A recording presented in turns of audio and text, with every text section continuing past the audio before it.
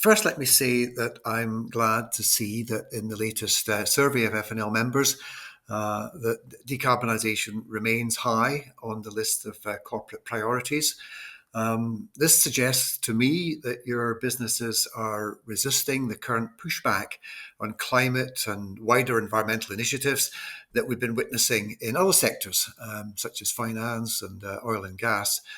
Much of this pushback, I think, is clearly politically motivated. It's emanating mainly from the United States, where the Trump administration is waging an ideological war against climate science and rolling back both environmental regulations and investment programs.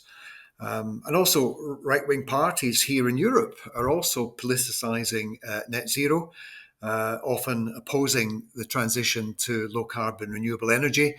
For example, the AfD in Germany has threatened to tear down wind turbines if it were elected, while the British Conservative Party is now promising that they would exploit every last drop of oil from the North Sea.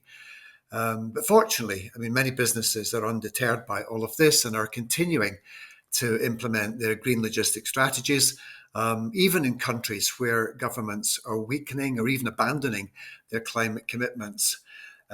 Many corporate decarbonisation programs, it seems to me, are now well underway and delivering, environmental and often economic benefits, and they're steadily gathering momentum. Companies may not be publicising their sustainability plans, targets, and achievements quite as vigorously as before, partly for fear of offending climate sceptical politicians and shareholders. But nevertheless, they're still, in that sense, that they're engaging in a process that some of us are now calling green hushing, not greenwashing, but being rather reserved in the way they talk about their environmental efforts.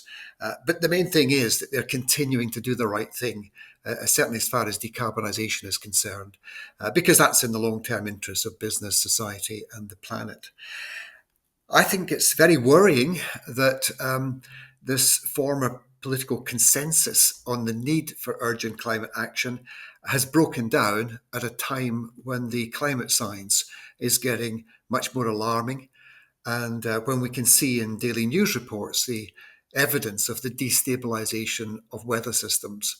And this is highlighting the need for businesses now to invest more time, effort, and resource in auditing the climate risks to which their logistics systems and supply chains are exposed. And that's not just risk to physical assets, but also to operational aspects of logistics and to the working conditions of employees, for example. All of these things need to be adapted to the climate change that's already in the pipeline, to use a logistical metaphor, because that climate change will affect us in the short to medium term, regardless of what we now do to cut our emissions. Research conducted over the past few years has actually identified logistics and supply chain management as what they call adaptation blind spots in the private sector. Recent research in England, for example, has found that warehousing is the type of commercial building that's most exposed to extreme flood risk. Hopefully the distribution centre where this FNL meeting is being held is free from such risks. If you would like to read more about the adaptation side of climate action, I strongly recommend a report that was published a few months ago by the Kuna Climate Centre, which is a sister organisation of my university, KLU. It was co-authored by Mark Major, who was one of the speakers at the FNL meeting in Zaragoza a year ago. The report is entitled Logistics in a 2-Degree World, and it examines the adaptation of logistics systems to climate change and outlines various ways in which companies can improve the climate resilience of their systems.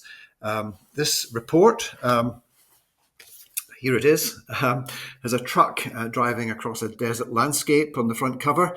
It's available for free download on the Kuna Climate Centre website. hopefully this won't be a picture of Europe in 50 years' time, where we've got a highly parched landscape. Anyway, thank you for your attention, and hope you enjoy the rest of this FNL meeting. Many thanks.